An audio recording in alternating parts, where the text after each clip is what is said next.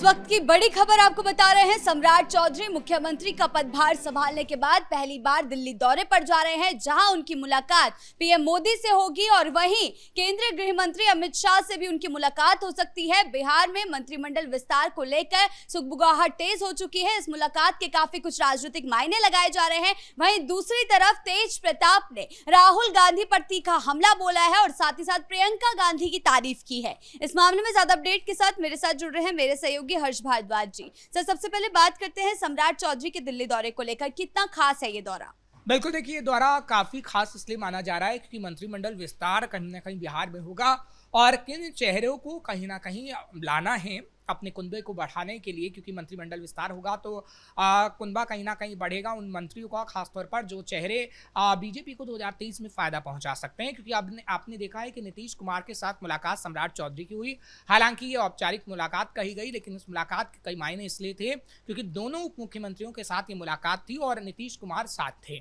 तो कहीं ना कहीं प्रधानमंत्री नरेंद्र मोदी से मुलाकात से पहले ये मुलाकात अहम मानी जा रही थी और हमने भी ये कहा था कि मंत्रिमंडल विस्तार को लेकर ही ये मीटिंग कहीं ना कहीं नीतीश कुमार के साथ की गई है, क्योंकि नीतीश के मार्गदर्शन में चलने की बात सम्राट चौधरी कर चुके हैं। और नीतीश ने जिस तरीके से राज्यसभा को चुना तो हमने देखा है कि कहीं ना कहीं नीतीश के मार्गदर्शन में ही कहीं ना कहीं काम करना होगा बीजेपी को अभी शुरुआती समय में। बाद में क्या होगा एक तो वक्त ही बता पाएगा, लेकिन जो सुगबुगाहट चल रही है, क्योंकि निशांत को लेकर भी बड़ी सुगबुगाहट है कि निशांत को क्या मंत्री पद मिलेगा या फिर निशांत कहीं ना कहीं कोई और दायरा सेट करते हुए नजर आएंगे। क्योंकि बिहार के अंदर आपने देखा निशांत ने मई में ऐलान कर दिया है कि वो यात्रा करेंगे,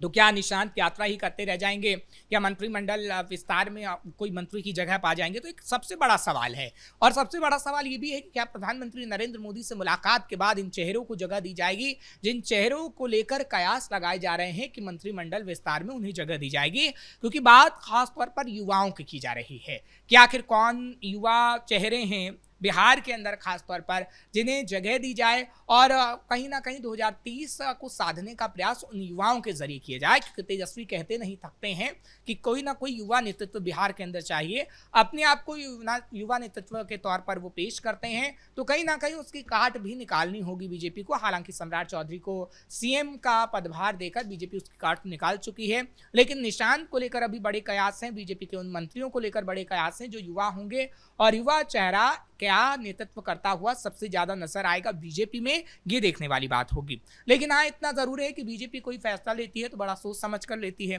अंतिम मुहर प्रधानमंत्री नरेंद्र मोदी से मुलाकात के बाद ही होगी, लेकिन क्या चेहरे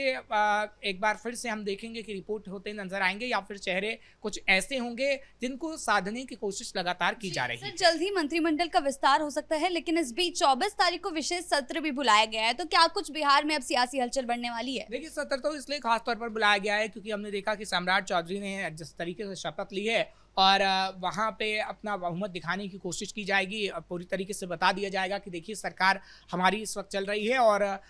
सम्राट चौधरी के पास पूरा पक्ष है, तमाम विधायकों का समर्थन है और इसी वजह से उन्होंने शपथ ग्रहण लिया और यही विधानसभा में दिखाने की कोशिश की जाएगी। लेकिन हाँ, स्पेशल सेशन में कुछ अहम बातें भी हो सकती हैं, क्योंकि विपक्ष की बात करें तो स्पेशल सेशन जो बुलाया गया है, विपक्ष की भी तैयारी है कि कैसे उस स्पेशल सेशन के दौरान भी कहीं ना कहीं सत्ता पक्ष को लेकर एक ऐसी नैरेटिव को गढ़ देना है, इसकी बात को सेट कर देना है कि लगे कि हाँ, सत्ता पक्ष ने उस काम को नहीं किया है। क्योंकि आप देख रहे हैं कि बिहार में कई ऐसे मुद्दे हैं जिसको लेकर तेजस्वी सत्ता पक्ष पर हावी होते हुए नजर आ रहे हैं। हम बार बार कह रहे हैं आपराधिक मुद्दे पर वो सत्ता पक्ष को घेर रहे हैं, अभी सम्राट की क्वालिफिकेशन को लेकर भी तेजस्वी यादव घेर रहे हैं। सर, नीतीश के राज्यसभा जाते ही तेजस्वी यादव काफी एक्टिव नजर आ रहे हैं ताकि बीजेपी का जो वोट बैंक है वो खिसक सके, ताकि नीतीश कुमार का वोट बैंक खिसक सके। देखिए, वोट बैंक किसी का खिसका है तो वो तेजस्वी यादव का खिसका है। नीतीश कुमार की अगर बात करें तो नीतीश कुमार को बार बार वो कहते नहीं थकते हैं कि कमजोर हो गए हैं, उनका स्वास्थ्य ठीक नहीं है, जेडीयू को बीजेपी ने कमजोर कर दिया है। लेकिन क्या वाकई लगता है कि जेडीयू कमजोर हो रही है? जेडीयू और मजबूत हो रही है, जबकि आप ही के विधायक टूटते हुए नजर आ रहे हैं, आप ही कमजोर होते नजर आ रहे हैं। क्योंकि फैजल रहमान का बार बार इसलिए नाम लेना चाहिए कि नीतीश कुमार उन्हें इनाम दे चुके हैं और फैजल रहमान की कहीं ना कहीं आरजेडी से निकलने वाले हैं। तो तेजस्वी यादव का जहां एक तरफ नेता प्रतिपक्ष का पद नहीं रह जाएगा, तो दूसरी तरफ हम देखेंगे कि तेजस्वी यादव के तमाम विधायक, तमाम नेता शामिल होते हुए एनडीए के कुनबे में नजर आएंगे। तो तेजस्वी के पास क्या रह जाएगा? तेजस्वी सिर्फ अपनी सीट ही बचा पाएंगे क्योंकि राघोपुर से वो इस वक्त एमएलए हैं और उनके जो तमाम एमएलए हैं उसमें से 3-4 सिर्फ तेजस्वी के पास रह जाएंगे, क्योंकि बाकियों की मुलाकात तो हमने देखा है कि जेडीयू और बीजेपी से हो चुकी है, जिसका दावा तक जेडीयू और बीजेपी ठोक रही हैं। तो ये कहा जा सकता है कि तेजस्वी इस बात को तो ना कहें कि अब जेडीयू कमजोर हो रही है, हम मजबूत हो रहे हैं, क्योंकि जो सबूत दिखाई देते हैं बिहार के अंदर वो ये बताते हैं कि तेजस्वी यादव लगातार कमजोर हो रहे हैं, जबकि नीतीश कुमार की मौजूदगी से,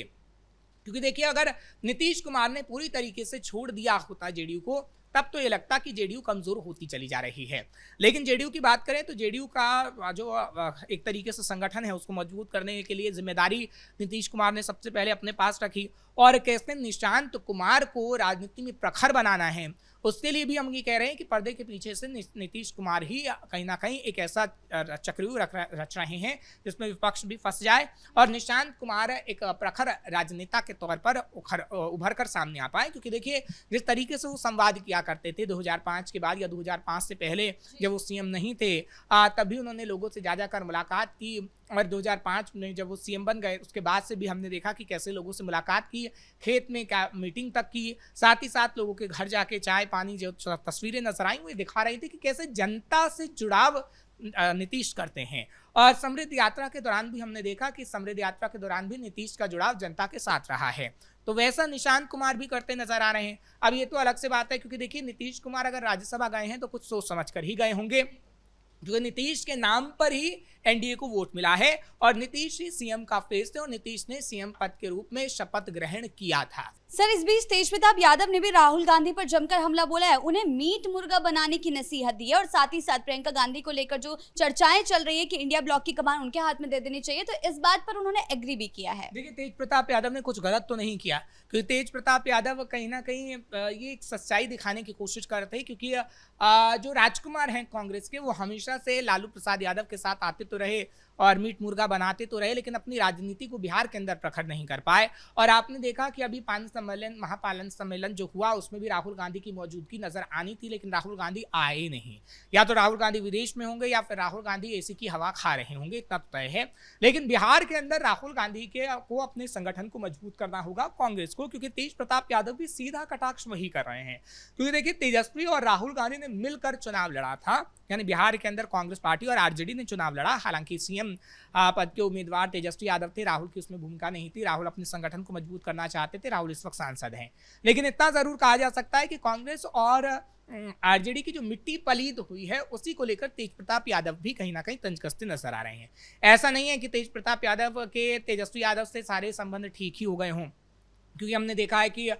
तेजस्वी के बेटा बेटी के साथ जो खेलते हुए उनकी तस्वीरें नजर आई, तो कई लोगों ने कहा कि तेज प्रताप यादव अब फैमिली में बैक कर रहे हैं या फिर फैमिली के साथ जुड़ाव है, तेजस्वी के साथ रिश्ते सुधर गए हैं। देखिए फैमिली की अगर हम बात करें तो फैमिली के साथ रिलेशन कभी भी किसी का इतनी तौर पर खराब नहीं होता, आना जाना लगा रहता है। लेकिन तेज प्रताप यादव भी एक राजनेता है, उनकी अपनी एक पार्टी है और कहीं ना कहीं अपनी पार्टी के तौर पर वो बड़ा फैसला लेते भी हैं। और हमने देखा है कि जो खेल बिगाड़ने का काम तेजस्वी यादव का किया गया वो तेज प्रताप यादव की तरफ से भी किया गया है। और तेज प्रताप ये जानते हैं कि कैसे कांग्रेस ने आरजेडी को बर्बाद किया, और यही बात तेज प्रताप यादव बार बार बता रहे थे, लेकिन तेजस्वी यादव ने सुनी नहीं। और तेजस्वी यादव ने जिस तरीके से तेज प्रताप यादव पर हंसा, जो एयरपोर्ट पर हमने जो तस्वीरें देखी, वो उनका अहंकार बता रहा था और वो अहंकार चूर चूर भी हुआ और तेजस्वी यादव कहीं ना कहीं सीएम नहीं बन पाए। तो आप इतना जरूर कह सकते हैं कि तेज प्रताप यादव ने पहले भी आगाह किया था और अब भी तेज प्रताप यादव आगाह कर रहे हैं कि भैया